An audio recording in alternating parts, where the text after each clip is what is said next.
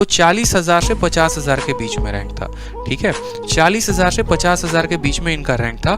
और जब final selection हुआ तो फाइनल सिलेक्शन में इनका रैंक कितना था, तो एक का रैंक शायद 37 था और एक का रैंक 54 था, मुझे जहां तक ध्यान है। तो ये 40,000 से 50,000 से रैंक पे 37 पे ये लोग कैसे आए? तो हमारे गुरुकुल में, गर्ल्स गुरुकुल में एक लड़की थी निशा शर्मा करके, और एक और थी नीलम डबास करके। ये निशा और नीलम की अगर मैं स्टोरी बताऊं ना तो बाकी लोगों से इसलिए भिन्न है क्योंकि अभी ये दोनों के दोनों दिल्ली पुलिस में सब इंस्पेक्टर हैं।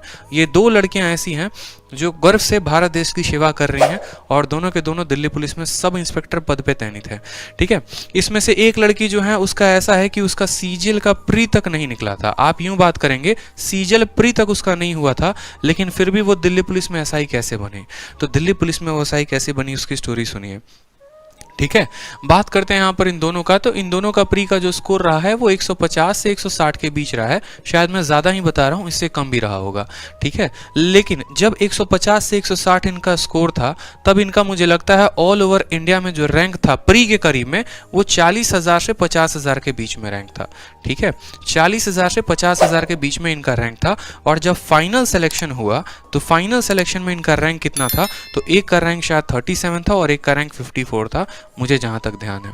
तो ये 40,000 से 50,000 से रैंक पे 37 पे ये लोग कैसे आए? तो कारण है प्री में बहुत अच्छा स्कोर नहीं था, इस वजह से इनका रैंक कितना खराब था। लेकिन उसके बाद हुआ क्या? उसके बाद हुआ फिजिकल। प्री के बाद कौन सा पेपर हुआ? तो प्री के बाद हुआ इनका पेपर फिजिकल का। और फिजिकल के पेपर में क्या हुआ, ये दोनों लड़कियां इतनी शानदार लाजवाब भागने में, भैया ऐसे समझ लो हवा को चीर के भाग रही हैं।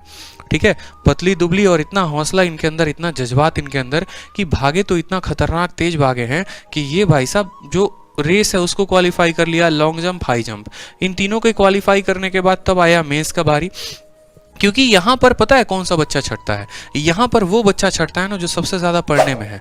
जैसे मेरे बहुत ऐसे स्टूडेंट थे जिनके 190 195 थे और वो जाकर यहाँ पर फिजिकल में छट गए। 2-2 महीने लोग घुटना तोड़ तोड़ के प्रैक्टिस करेंगे, रोड पर भागेंगे, ये करेंगे, लेकिन भैया तुम 2 महीने में जो है 5.5 मीटर में भाग पाओगे 1600 मीटर? कहना आसान होता है लेकिन नहीं भाग सकते हो। यहाँ छट जाते हैं वो। फिर उसके बाद मेंस का पेपर होता है। अब जब ये मेंस का पेपर होता है तो इसमें दोनों के स्कोर ज़बरदस्त, इंग्लिश में थोड़ा सीरियस हो गए ये दोनों। एक के 190 एक के 192 ऐसे करके ज़बरदस्त नंबर लेकर आए, सिलेक्शन हुआ और उसके बाद दोनों का दोनों जब फाइनल रिजल्ट आया तो ऑल इंडिया रैंक 37 और 54 दिल्ली पुलिस में चयनित। ठीक है, क्योंकि बाद में अगर आपको पता चल गया आपका फिजिकल है ना तो आप यहाँ पर भी लपेट सकते हो। इसीलिए मैंने कहा कि चाहे लड़का हो चाहे लड़की हो। इसके साथ बॉयज़ गुरुकुल का भी एक स्टूडेंट था अमित धनकर करके। अमित धनकर जो है वो दिल्ली पुलिस में तो नहीं है, एसएसबी में करके है। ठीक है, उसकी भी ऐसी स्टोरी थी, सीजल से बहुत ज़्यादा पक चुका था, बहुत टाइम टेकिंग लग रहा था, तो उसने जो है यहाँ पर आराम से पेपर दिया, बढ़िया स्कोर आता है। क्योंकि जो स्टूडेंट सीजल की तैयारी करता है तो उसका सीपीओ प्री बड़े आसान से निकल जाता है। बस होता है हौसला फिजिकल निकालने का। फिजिकल निकालो, फिजिकल निकालने के बाद जो है मेंस की थोड़ी बहुत तैयारी करो, नौकरी निकल जाएगी, आपके हाथों में होगी। और हाथों में अगर नौकरी है तो उसके बाद तो फिर कुछ कहना ही नहीं है। तो इतना आसान होता है यहाँ पे दिल्ली पुलिस के सीपीओ में जो है पेपर लेके आना। पूरा प्री का पेपर सेम होता है जो आपका सीजल का पेपर होता है।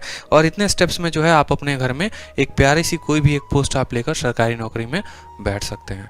ठीक है, तो आप में से बहुत ऐसे स्टूडेंट को आज मैंने वो बात बताई और आपके पास एक बहुत गोल्डन अपॉर्चुनिटी होती है। तो आप जब भी सीपीओ का फॉर्म निकले तो आप उसको ज़रूर भरें।